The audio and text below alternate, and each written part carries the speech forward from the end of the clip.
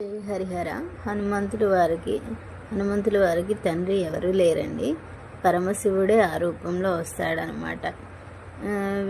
విష్ణుమూర్తుల వారికి శాపం ఇస్తాడు, భార్య వియోగంతో, అంటే భార్యకు దూరమై ఉందువుగాక అని. అలా తర్వాత శాప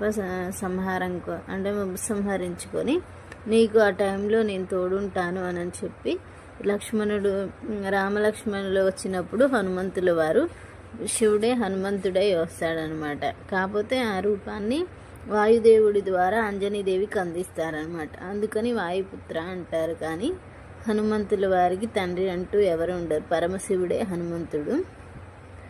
ఇదే అనమాట. మొన్న నేను కామెంట్ పెట్టాను, ఎవరైనా కామెంట్ చేయండి అని. ఎవరు చేయలేదనమాట. అందుకోసం మళ్ళీ రిలేటెడ్ వీడియో పెడుతున్నాను.